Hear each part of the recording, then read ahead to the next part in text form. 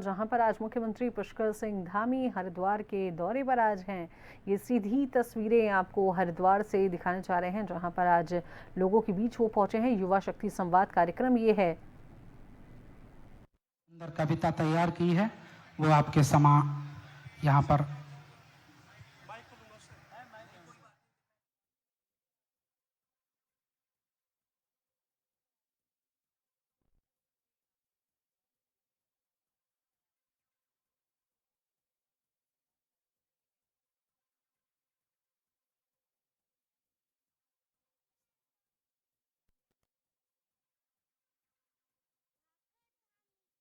से ही संकट दूर भगाया है।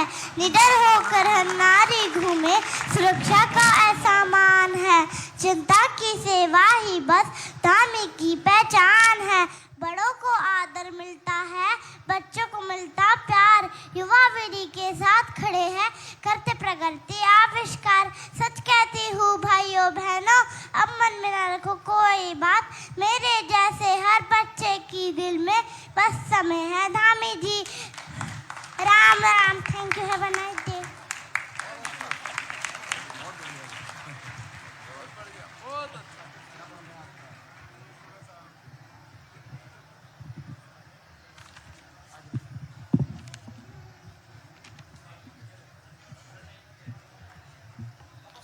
और माननीय मुख्यमंत्री महोदय आप सबके बीच में आज आए हुए हैं और निश्चित तौर पर आपकी गरिमामयी उपस्थिति हम सब युवाओं को कृतार्थ कर रही है, गौरवान्वित कर रही है, ऊर्जा से भरपूर कर रही है, क्योंकि आप राष्ट्रवाद मानवतावाद के पोषक होने के साथ साथ युवाओं के हमेशा से पथ प्रदर्शक रहे हैं।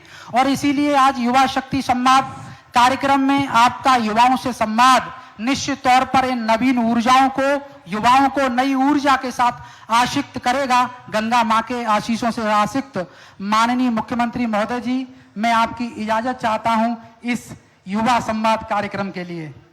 माननीय मुख्यमंत्री महोदय जी, युवा संवाद की श्रृंखला में हम क्रम से उन युवाओं को, उनके प्रश्नों को आपसे सीधे जोड़ने का प्रयास कर रहे हैं। मैं प्रथम नंबर पर कुश मिश्रा जी को उनके प्रश्न के लिए कि वो खड़े होकर के माननीय मुख्यमंत्री जी से अपना प्रश्न करें। कुश मिश्रा जी।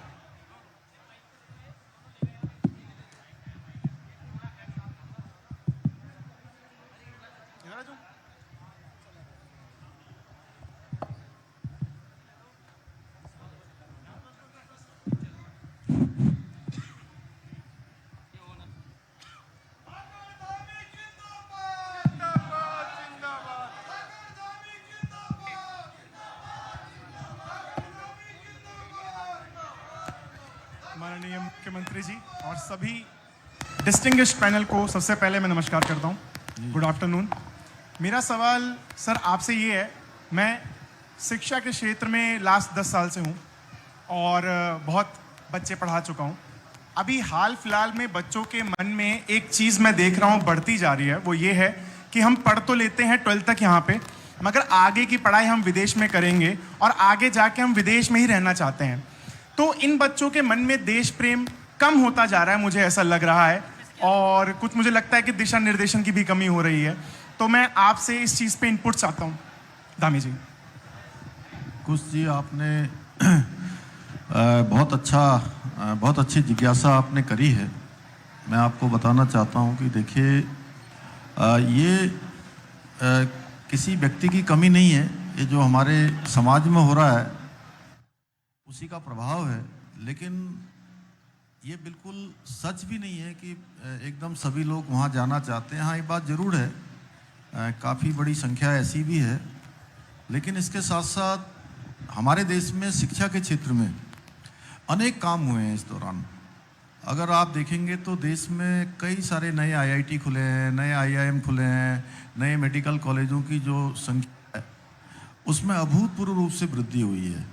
और युवाओं को आगे बढ़ाने के लिए, चाहे वो स्टार्टअप को प्रोत्साहन देना हो, मेक इन इंडिया जो हमारी ब्रांड है, उस ब्रांड को आज एक पहचान देनी हो, उसको प्रोत्साहित करना हो, लगातार प्रधानमंत्री मोदी जी के नेतृत्व में हो रहा है। और हमारा प्रयास है कि हम देवभूमि उत्तराखंड में भी जो हमारे उच्च संस्थान हैं उसमें और ऐसे पाठ्यक्रम संचालित करें जो केवल पाठ्यक्रम तक न हों, उन विषयों को पढ़ने के बाद, उन डिग्रियों को हासिल करने के बाद उनको वास्तविक रूप से काम मिले। और इसके लिए हम एक पूरा ऐसा मैकेनिज्म यहाँ पर बना भी रहे हैं। जैसे हरिद्वार जनपद की मैं बात करूँ, जहाँ हम लोग हैं, बड़ी संख्या में यहाँ पर उद्योग संस्थान यहाँ पर स्थापित हैं। यहाँ के उद्योग संस्थानों से हमने एक MOU किया हुआ है कि उनको IIT अगर पढ़ा हुआ बच्चा चाहिए, ITI पढ़ा हुआ, तो किस स्टेट का चाहिए। तो जब पहले से ही जो है उनकी ज़रूरत हमको मालूम होगी तो हम उसी प्रकार का पाठ्य पढ़ाएंगे। तो निश्चित रूप से वो जो ITI जिस स्टेट से पढ़ेंगे उस स्टेट का सीधे सीधे उनके करियर पर एक जुड़ाव हो जाएगा, करियर जुड़ जाएगा।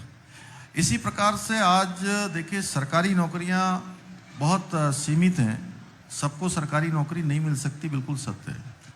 लेकिन स्वरोजगार के अनेक साधन हैं। आज स्किल डेवलपमेंट के क्षेत्र में अनेक युवा अपना भविष्य बना रहे हैं, स्टार्टअप में आगे बढ़ रहे हैं। हमारे राज्य में आज बड़ी संख्या में होम स्टे लोग चला रहे हैं, छोटे छोटे स्टार्टअप चला रहे हैं। साधन नहीं है, संसाधन नहीं है, वो देश में ही पढ़ाई करके अपना करियर बना रहे हैं। तो इसलिए मैं समझता हूँ देश में भी बहुत संभावनाएं हैं हमारे पास। Thank you sir. धन्यवाद माननीय मुख्य अतिथि महोदय, आपने प्रश्न का बहुत ही विवेकपूर्ण तरीके से उत्तर दिया। निश्चित ही इस नवयुवा पीढ़ी के विचारों में एक नई प्रबलता का आयाम होगा। और सवालों के इसी क्रम में मैं जय गुप्ता जी से आग्रह करूंगा कि वो अपना सवाल माननीय मुख्य अतिथि के बीच में रखें। वहीं से कर सकते हैं आप, वहीं कॉर्डलेस माइक दे दें और लोग बैठ जाएं, आप लोग थोड़ा सा बैठ जाएं। सभी को मेरा प्रणाम। देवभूमि उत्तराखंड की जय। महोदय आगे आ जा रहे हैं। हाँ जी जी हाँ बोलिए गुप्ता जी। महोदय, राज्य में जो युवा उद्यमी फाउंडर्स हैं उन्हें आए दिन बैंक से